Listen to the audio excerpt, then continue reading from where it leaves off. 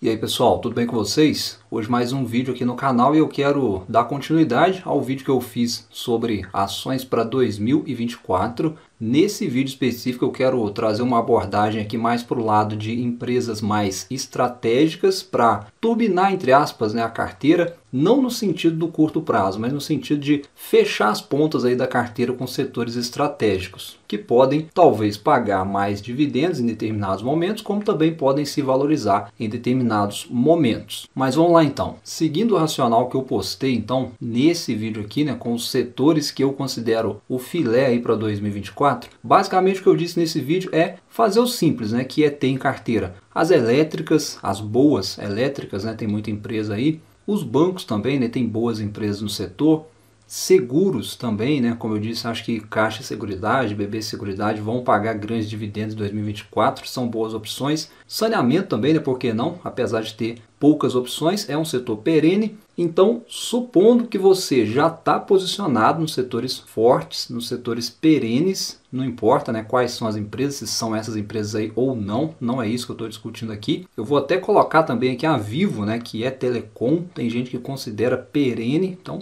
pode ser também, mas a questão aqui não é essa, a questão aqui é imaginando que você já está posicionado nesses setores fortes e agora você quer buscar por ações, por empresas para poder fechar as pontas aí da sua carteira, digamos assim, em outros segmentos. É esse o contexto do vídeo, tá? E aí pensando nessa abordagem, um setor que vocês têm perguntado muito é o agronegócio. E de fato, tem várias empresas boas no setor agro. Então olha só, uma opção que eu sigo na tese que pode estar interessante é a Brasil Agro. Ela se encaixa aí no nosso racional de empresa estratégica, porque não só pelo setor de atuação, mas pelo negócio dela de venda de fazendas, que é além da produção de commodities, é uma atividade a mais que é geradora de caixa dentro do negócio da empresa e que gera os bons dividendos. Consequentemente, quando ela paga esses dividendos, vai potencializar a renda da sua carteira. Se, obviamente, ela negociar mais fazendas, porque é daí que vem o dividendo, não se esqueça disso, além da atividade agrícola da empresa principalmente, que é o negócio da empresa, voltar a dar resultados. A produção agrícola brasileira sinaliza que devemos ter aí um 2024 ainda forte. A questão toda fica em cima mais do preço, como é que vai ficar, e muito também em cima dos custos de produção. Mas vejo como uma ação estratégica para fechar aí as pontas de uma carteira. E como eu disse, nesse setor temos muita empresa boa. Uma outra que também se encaixa nesse raciocínio é a SLC Agrícola, também setor do agronegócio. Aqui é bem semelhante ao negócio aí da Brasil Agro, porém ele vai ainda um pouco além do cultivo agrícola e venda de terras. Aqui a empresa trabalha ainda com plantio de pastagens, criação de gado, além de venda de sementes e máquinas agrícolas. É uma empresa mais parruda, digamos assim, e tem estimativas aí para manter também um yield razoável no médio prazo. Então eu vejo essas duas empresas aí com negócios bastante resilientes. A lógica aqui, pessoal, é óbvio, não ter as duas em carteira. Não é isso, é você escolher uma empresa, começar a estudar. Eu vou, na nossa tese aqui, eu vou colocar a Brasil Agro, só para fins didáticos, mas se fosse SLC Agrícola também, na minha visão, seria uma ótima escolha. Ou ainda, estava até me esquecendo de comentar aqui, mas para quem tem mais apetite a risco e está olhando o setor do agronegócio, talvez a Cosan também seria uma boa opção aí para fechar as pontas de uma carteira que já está posicionada nos principais segmentos, porque como a gente está falando aqui de empresas estratégicas, aqui com a Cosan pegaria não só o agronegócio, como também o segmento de combustíveis, gás natural,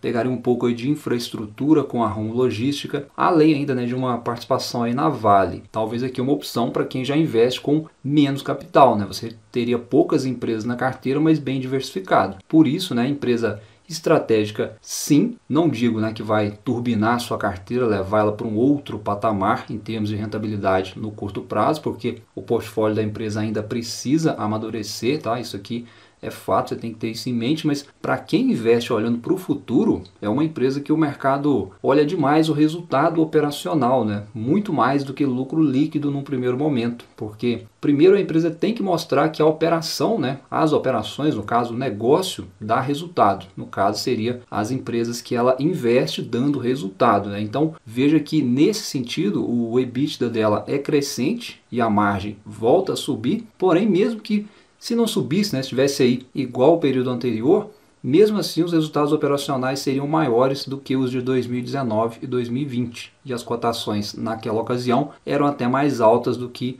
está hoje, o que pode aí sinalizar talvez um desconto. Então é um tipo de empresa que para quem tem tempo e não se importa em assumir mais risco, tem que olhar agora, onde as operações da empresa estão apenas no começo. Isso é a Cosan. As operações estão começando agora em sua maior parte. E é como eu falei, o agro tem muita empresa boa, a depender do seu perfil. Qualquer uma dessas empresas aqui seriam boas escolhas, lembrando para quem já está posicionado nos setores fortes. Qual que é o insight aqui nesse segmento, né? Eu acho que é aproveitar o ciclo de baixa das commodities. É um setor que não adianta você comprar quando está tudo subindo. Você tem que primeiro olhar as boas empresas, aí você vai olhar ali, né, se as cotações estão perto dos fundos, né? E se está no fundo, você olha resultado. E se o resultado está bom, você vai começando a aportar aos pouquinhos. Não é colocar isso aqui tudo na carteira, tudo junto de uma vez. Não faça isso. É escolher uma empresa e seguir no foco. Mas agora, mudando de setor, a próxima empresa que eu quero comentar aqui é uma que vocês também me pedem hora e outra para trazer. Faz tempo até que eu não falava dela aqui no canal, a JHSF. Ela também se encaixa um pouco nesse contexto de estratégica e tem aí certo potencial para compor um portfólio diversificado. Mas cuidado, né? Porque a coisa não está tão fácil assim para a empresa, tá, pessoal? Tem gente achando aí que ela está de graça, me perguntando se vale a pena, mas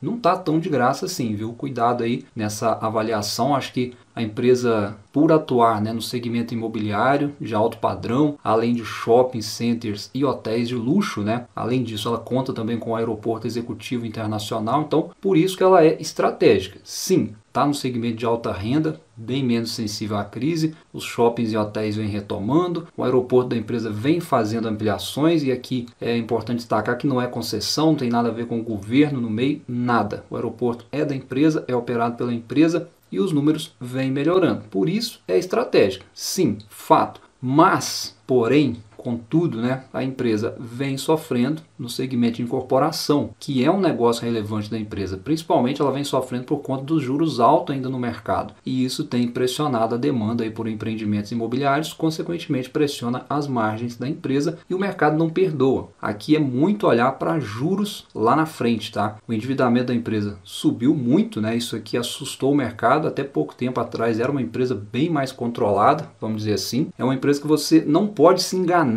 na hora da análise, olhando, por exemplo, o yield, que está aí alto, né, nos maiores níveis, é porque a cotação caiu muito. E ainda, muito menos, você não pode cometer o erro, né, e achar que o PVP, por exemplo, é um baita desconto, que está de graça, porque não está. Toma cuidado com isso. E respondendo aí a quem me perguntou o que está acontecendo, é que os lucros da empresa eles estão voltando, né, lá para os níveis de 2019. E a receita também vem caindo. Então isso não é bom. E ainda com a empresa mais alavancada, as cotações estão se ajustando, né, caindo junto. No geral, aqui eu acho que a empresa tem a estratégia, faz sentido numa carteira diversificada. A empresa está trabalhando nessa estratégia, mas precisa de mais tempo para se estabilizar e depois voltar a crescer, como eu disse. Quem for comprar, tem que ir comprando aí aos pouquinhos mesmo, né? A cotação está bem abaixo aí da média, mas cuidado para não queimar a caixa de uma vez. Tem outros bons negócios aí para olhar. E agora eu quero trazer uma outra empresa, né, que eu considero também estratégica, porém essa aqui bem fora do radar, bem pouco comentada, é a Vamos. É uma empresa do setor de locação de veículos, porém aqui é a locação de caminhões, máquinas e equipamentos. Então já é uma estratégia diferenciada, porque diferente de locações convencionais, digamos assim, né, com veículos leves de passeio, que geralmente a pessoa aluga ali por um dia, uma semana, sei lá, né, no curto prazo. Aqui não, aqui são contratos de médio prazo, podendo chegar a 5 anos. na sua média, o que gera previsão de receita para a empresa. E além do segmento de locação, a empresa conta ainda com a Vamos Concessionárias, né, onde ela vende caminhões e ônibus, e também a Vamos Seminovos, né, que comercializa caminhões, ônibus, máquinas e equipamentos seminovos. É uma empresa que também tem aí o gatilho do agronegócio, né, muito por conta aí da venda de maquinários. Então, é um negócio estratégico, sim, resiliente, sim, dado a previsibilidade de receita principalmente. E falando nisso, né, veja que a receita é crescente, o lucro da empresa é crescente, porém hoje, né, um portfólio maior, com uma frota quase 2 vezes maior, ou seja, aqui é um case de crescimento. Por isso a gente tem aí um EBITDA crescente. Aqui é o resultado operacional, né, a geração de lucro do negócio da empresa, comprovando aí essa resiliência, esse crescimento que eu falei. E quando a gente olha para a margem EBITDA, margem de lucro operacional, veja que ela é muito consistente, na casa aí dos 40%, é uma boa margem operacional. Aqui talvez quem olhar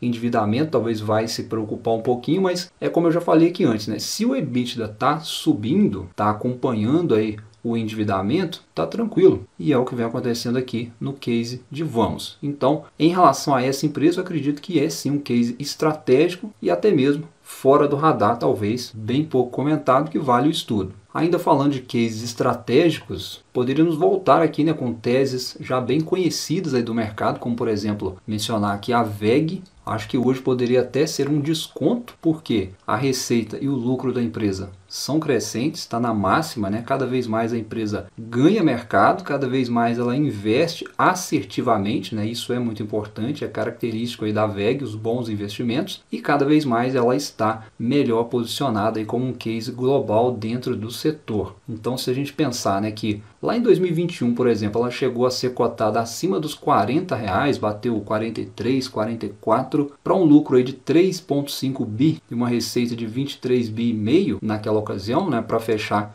2022 com 20% acima desses números, e já em 2023 a empresa batendo os números de 2021 só com os 3 primeiros trimestres, e provavelmente deve seguir batendo os números, né, olhando para 2022 no consolidado, e hoje com as cotações em R$33, perto disso. É uma ação para seguir de olho, sem dúvida nenhuma, tendo em vista que nós estamos falando de WEG, né? Pode ser sim um desconto, ainda mais se os juros continuarem caindo, não só aqui no Brasil, mas principalmente no exterior, tá? Aí sim WEG iria continuar deslanchando, né? Simplesmente continuar crescendo, coisa que ela já vem fazendo aí há anos e anos. Então acho que dentro desse contexto é uma ação para a gente colocar no radar sempre, né? E pensando numa carteira diversificada com boas empresas, mais ainda. E eu quero trazer mais uma empresa aqui que vocês também têm me pedido para comentar. Ela saiu um pouquinho do radar, né, ultimamente. É a Santos Brasil, empresa do setor de logística portuária. Ela atua principalmente com movimentações de contêineres. A operação principal dela fica no Porto de Santos, mas ela conta ainda com outros 2 terminais, onde ela trabalha aí com logística, né, carga e descarga de veículos, além de armazenagem. O gatilho aqui para a empresa, olhando para 2024 em diante, é uma maior movimentação nos portos, consequentemente maior movimentação de contêineres. Esse é o principal negócio da empresa, ou seja, mais importações e exportações, que vai gerar maior demanda desse serviço nos portos. E olhando para os números aí da empresa, hoje pode ser um desconto também, olhando por indicador EV/EBITDA, bastante descontado em relação à sua média, cerca de 35% abaixo. E a empresa tem caixa sobrando, né? Talvez esse é o detalhe, o que favorece investimentos, se surgirem, mas aqui eu acho que é bem possível que a empresa pague dividendos, já já eu vou mostrar, mas quando a gente olha aqui para margens operacionais, a gente vê que estão excelentes, né? A empresa vem executando um trabalho muito bom, o terceiro trimestre desse ano reforçou bastante isso. Se a gente olhar, por exemplo, estimativas, olha aí o que eu falei, né, sobre a dívida da empresa baixa, que deve favorecer o pagamento de dividendos. Se pagar mesmo aí esses